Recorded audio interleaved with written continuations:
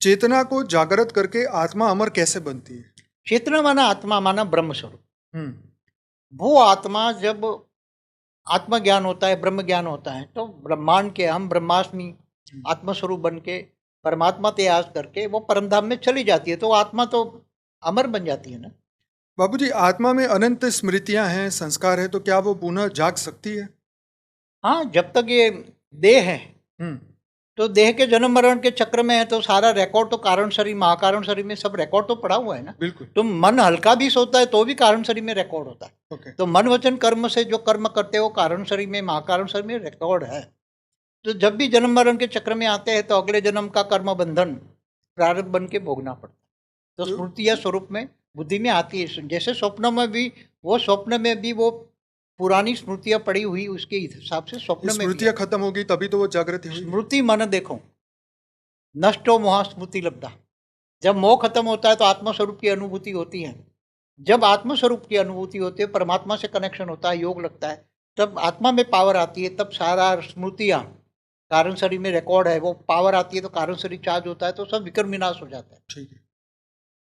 क्या चेतना का विस्तार आत्मा को मोक्ष दिला सकता है? चेतना माना आत्मस्वरूप बन जाए तो ऊपर परम धाम में चली जाएगी, तो मोक्ष बन गया। ठीक है। क्या मानव चेतना ब्रह्मांडीय चेतना से जुड़ सकती है? मानव चेतना माना आत्मस्वरूप में रहकर यहाँ निराकारी स्टेज का अनुभव करना, तो आत्मा निराकारी स्वरूप का यहाँ अनुभव कर सकती है। ओके।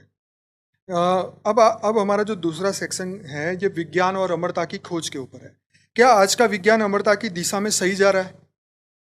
देखो, विज्ञान वाले भौतिक विज्ञान है, 5 तत्वों वाली दुनिया में 5 तत्वों को अमर बनने की, वही राक्षस जैसा काम कर रहे हैं। अच्छा। जो राक्षस कहते हैं मुझे 5 तत्वों में अमरता चाहिए, तो ये विज्ञान भी यही कहता है। तो विज्ञान तो भौतिक विज्ञान, जो भौतिक विज्ञान है, भौतिक ज्ञान है, वो राक्षस का ही ज्ञान है। देवताओं का ज्ञान नहीं है कि देवता अमर लोक में रहते हैं, या ब्रह्म ज्ञान भी नहीं है। तो ये सब राक्षसों का ज्ञान है। मतलब ये जो आज का विज्ञान भौतिक विज्ञान है और राक्षस, भौतिक माना राक्षस। ठीक है। 5 तत्वों में मानने वाले को भौतिक कहेंगे, और भौतिक माना राक्षस 5 तत्वों को ही मानते थे, उसको आत्मज्ञान नहीं था। ठीक। जो आत्मज्ञानी है वो ही अमर लोक में जा सकता। ठीक है। क्या डीएनए और चेतना का कोई गहरा संबंध है? डीएनए तो उसकी, देखो, कारण शरीर से सूक्ष्म शरीर में और स्थूल शरीर में आता है तो उसका डीएनए बनता है।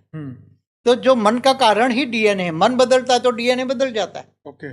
मन बदल गया, मन में आत्मस्वरूप है, मन में पावर थोड़ा कुछ आ गया तो डीएनए बदल जाता है। हर परिस्थिति में डीएनए बदलता है।